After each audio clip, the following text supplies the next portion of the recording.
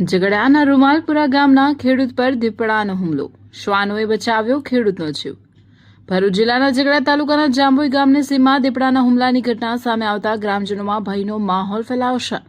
મળતી માહિતી મુજબ રૂમાલપુરા ગામના બાબુભાઈ જયરામભાઈ ખેતર તરફ જઈ રહ્યા હતા ત્યારે જાંબોઈ ગામના સીમમાં આવેલ ખેતર વિસ્તારમાં અચાનક એક દીપડો આવી ચડ્યો હતો અને તેમના પર હુમલો કર્યો હતો। હુમલા દરમિયાન બાબુભાઈને હાથ અને પગના ભાગે ઈજાઓ પહોંચી હતી।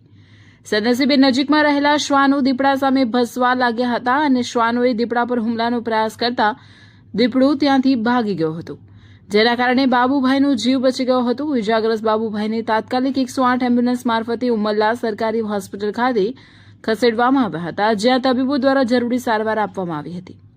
ઘટનાની જાણ થતાં વન વિભાગના અધિકારીઓ પણ હરકતમાં આવ્યા હતા। આરએફઓ ચેતનાબેન તેમજ ફોરેસ્ટર હિનાબેન પટેલ તેમજ ઝઘડા તાલુકા પંચાયત પ્રમુખ સરસ્વતીબેન સંદીપભાઈ વસાવા તેમજ દુવાકપુરાના સરપંચ ઉમરલાના માજી સરપંચ દશરથભાઈ હોસ્પિટલ ખાતે પહોંચી ઇજાગ્રસ્તની મુલાકાત લીધી હતી અને સમગ્ર ઘટનાની માહિતી મેળવી હતી।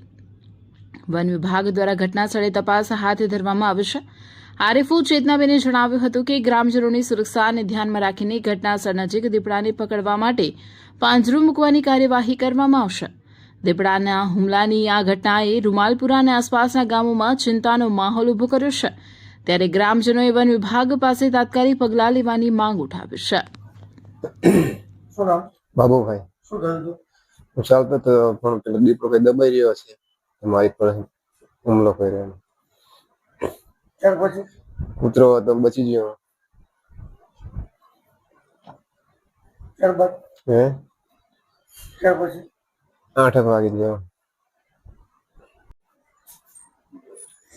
મારું નામ પિનલ છે। મારા મોટા પપ્પા બાબુભાઈ તેમને અચાનક ખેતરે જતા અચાનક શેરીમાંથી દીપડો નીકળ્યો તો હુમલો કર્યો તો પગમાં અને હાથમાં વાગ્યું તો કૂતરાની મદદથી તેઓ વધારે ઇજાગ્રસ્તથી બચી ગયા।